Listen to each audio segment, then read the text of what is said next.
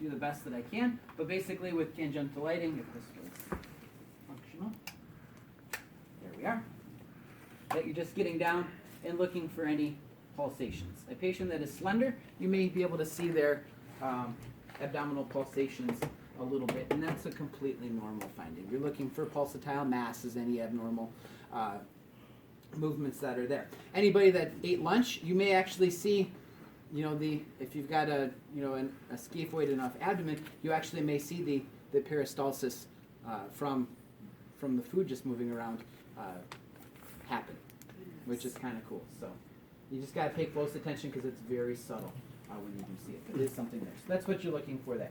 Auscultating bowel sounds in at least 2 quadrants. Again, 2 quadrants for the exam is the bare minimum.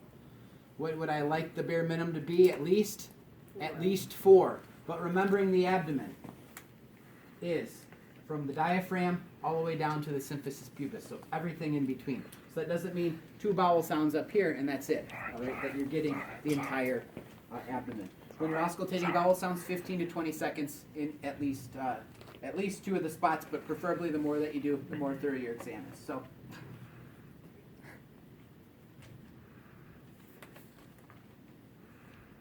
Grilled cheese today. No lunch. Yeah, grilled cheese. Oh. Tomato soup. So for the lower quadrants, when I listen, I actually tend to listen a little bit lower than versus a little bit higher. You're just getting more scope of practice, not scope of practice, but range on the patient with that. So you're listening to a general area. Then if you hear an abnormality in one spot, what's that your clue for? Yeah, something's going on, and what are you going to do? You're going to hone in on that one area. All right, so that's what you got going for there.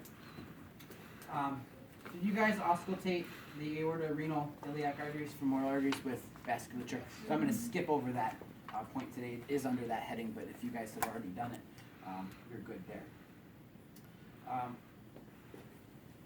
Auscultate over the liver and the spleen. So the areas that you're listening for the liver, right upper quadrant, spleen kind of left upper-ish quadrant, where the spleen would be if it was enlarged over here. Again, these are very faint sounds. If you were to rub your fingers and your thumb together in front of your ear, that's all you're listening for.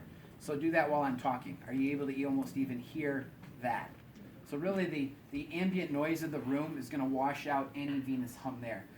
Venous hums are going to be heard over typically increased portal pressure from end-stage liver disease. There's going to be more signs and symptoms to the end-stage liver disease than a venous hum in the patient. I can guarantee you there's going to be a big swollen belly, caput medusa. They're going to be jaundiced before they get to the point where they actually have anything going on there. So when you listen, you have the patient take in a big deep breath. So Dustin, deep breath. Then another deep breath in and hold. Good. And as you guys are practicing, bowel sounds are probably going to overwhelm what you could faintly be hearing. So really not much specificity with that.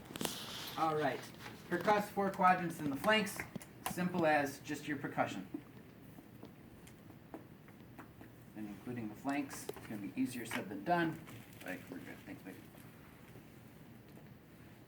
If there's dullness in the flanks, what are you worried for? Ascites fluid is what you're really after. Another thing with the flanks, if there's ascites, you're going to get bulging flanks. So again, this will be one of those tricky things. If you've got a slender patient, easy to have there. If the patient's got some truncal obesity, it's going to be hard to differentiate one versus the other with that. All right, percuss and measure liver span. I'm not going to mark them up, but we'll kind of go through the process. So starting in an area where you know that there's lungs. So typically, 4th intercostal space is a good reference point. So right at the nipple line to start. Where does your liver lie? Kind of like so on him. So hear the difference? Tympanic. Dull. All right. So marking liver line, probably the top part right here. All right. So we draw a little line. I just want to put it right on your chest. Are you percussing on a female's breast then? If breast tissue, they would need to displace breast Okay. tissue for that. Okay. Yep, so you just give the instruction.